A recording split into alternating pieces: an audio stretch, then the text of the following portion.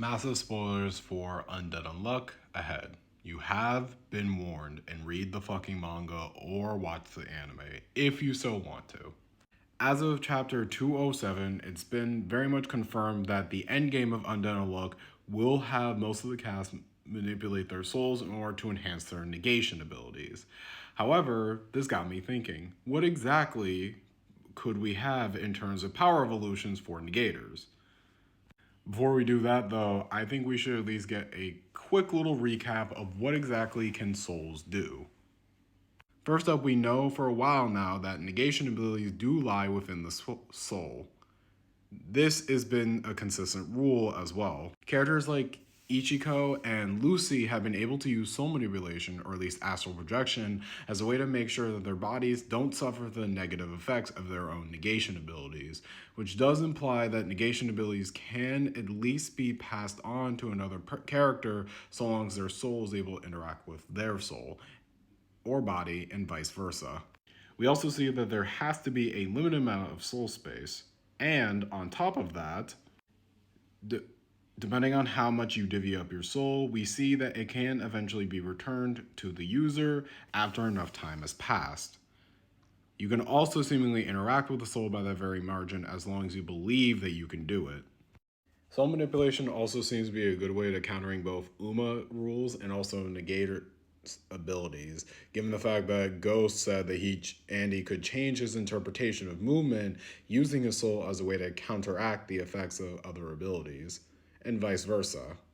Finally, it seems for the language fight, characters with soul manipulation also have the ability to pass along information to one another very quickly. With all that being said, what does that mean for certain negators? I'm not going to go through every single one on the list, but I thought it'd be fun to at least cover a couple of characters that I think could get some really big buffs. First up, Nico says along in the chapter that most likely the biggest amp, besides being able to interact with other characters on the astral plane, should also allow other characters to pass along their negation abilities pretty clear and also negate a lot of the negative effects.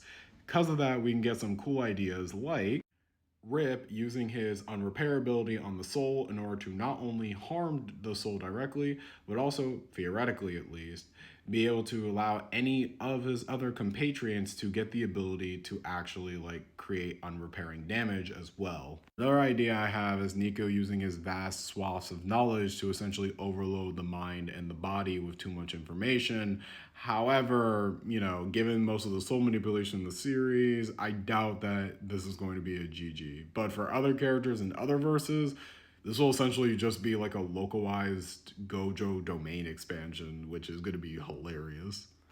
The real stars of the show, though, in terms of potential negation ability upgrades, I think lies in characters like Dats. In the current loop, we see Scene's ability has evolved to the point where he can turn pretty much anyone he encounters with invisible alongside him. But what if he didn't even need to be physically touching them in order to do it? What if instead he could divvy up his soul with his compatriots and then also close his eyes in order to grant unseen to his entire party? That way he gets all the benefits of being able to turn everyone unseen while at the same time making sure that he is out of the action directly. Shen's Untruth, I think, is also a pretty good idea for an evolution of an ability.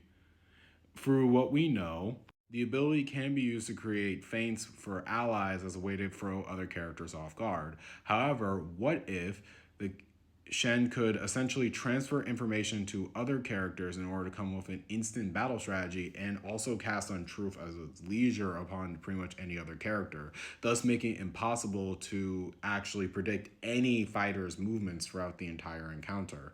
This could also work with the opponent as well as a way to essentially restrict their movements, similar to Unmove. Probably the craziest idea, though, is Billy. Using Unfair, I feel like Billy could potentially upgrade the ability to be far more supportive than anyone thought possible. What if instead of being able to copy other abilities, he was also able to impart his copy abilities upon other characters as a way to amp them up? Much like using, I don't know, Unrepair, shooting that out on one character while he manages to shoot out the Undead abilities to save another. This would actually be a really cool idea too, given the fact that it would be kind of an encapsulation of Billy's arc throughout each of the loops. Billy essentially learning how to let go of his need to protect everyone by essentially letting the burden fall on other people and as they support him. Either way, though, the sky's the limit.